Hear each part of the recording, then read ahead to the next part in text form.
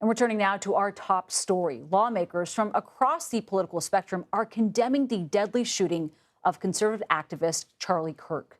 CBS News reporter Erica Brown reports from the White House.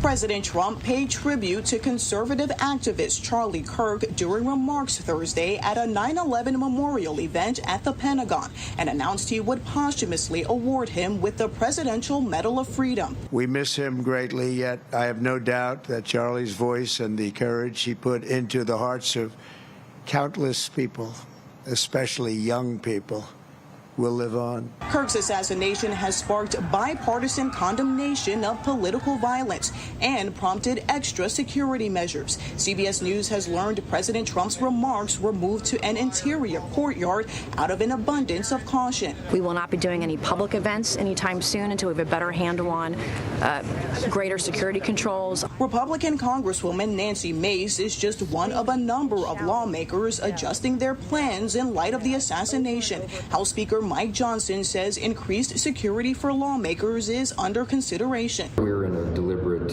review process right now to determine what measures are appropriate. President Trump called Kirk a martyr for truth and freedom and asked for a renewed commitment to American values. Trump also condemned what he calls radical and political violence. Thursday, lawmakers on both sides of the aisle called for calm. There will be a tiny subset of people for whom toxic rhetoric inspires them to do awful things. We need to condemn it, but, kind of recommit ourselves to make sure that we can disagree in a better way. Legislators involved in attacks of their own, including House Majority Leader Steve Scalise and former House Speaker Nancy Pelosi, also called for an end to political violence. Erica Brown, CBS News, the White House. And CBS News correspondent Shanelle Kaul took a closer look at the rise in political violence in the United States over the last several years. Conservative activist Charlie Kirk's death is the latest act of political violence to grip the country. This year alone, there have been 4 acts of violence targeting political figures here in the U.S. In June, Minnesota's former Speaker of the House, Melissa Horman, along with her husband and dog, were assassinated. Her colleague, Democratic State Senator John Hoffman, and his wife were also shot multiple times, allegedly by the same gunman on the same night.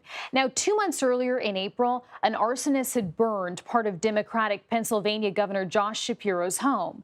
Last year marked 2 separate assassination attempts against then presidential candidate Donald Trump.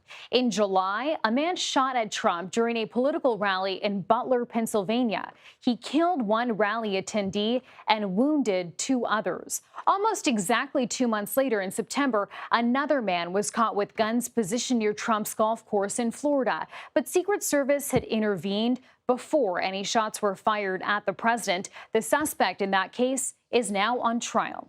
And members of U.S. Congress have also faced violent threats. In 2022, the violence then hit the home of House Speaker Nancy Pelosi when her husband was seriously injured by an assailant who was looking for the speaker. And in 2021, rioters, you'll remember, stormed the U.S. Capitol in an attempt to stop the certification of Joe Biden's 2020 election win. According to a bipartisan Senate report, 7 deaths were connected to the Capitol attack, and during the violence, lawmakers had hid from protesters who were calling for their execution.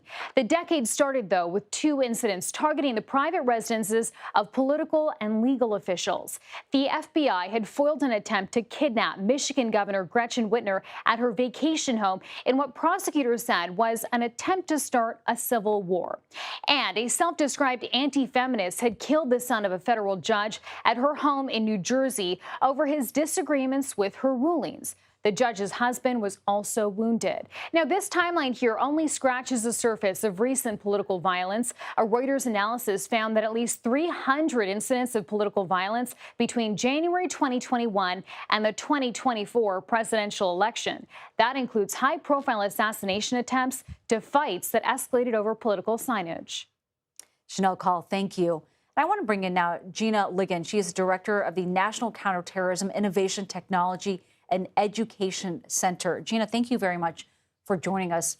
You just heard all those different events and incidents. How would you describe the state of political violence in this country today? Yeah, thanks for having me. The Department of Homeland Security has actually had our center looking at these trends over the last 10 years. And I'm sad to report that 2025 is on track to be the highest threat of political violence that we have seen in the last decade.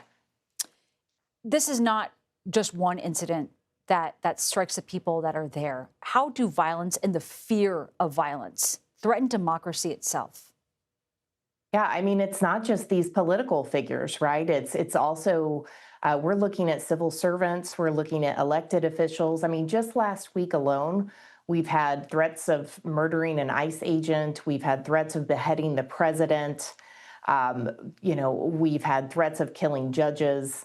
I mean, is it a rampant threat environment right now that's really just blinking red from all different types of ideologies.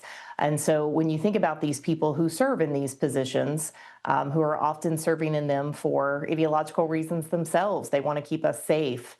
It might just seem a little bit too daunting with this current threat environment and hostility toward public servants. Is there a concern that what happened yesterday, Charlie Kirk's killing, could inspire copycat attacks on other political figures? Yeah, I mean, as a terrorism center, we're very concerned about that because terrorists always want to increase the attention that they get. And so for us, it's not only just copying it, but it's also escalating because what we've seen is when they're trying to get attention, they're learning from what's happened in the past, and they want to do something bigger so that they can get even more attention than what we are seeing right now with the Charlie Kirk assassination. Gina Ligon, thank you very much for joining us and for your insight.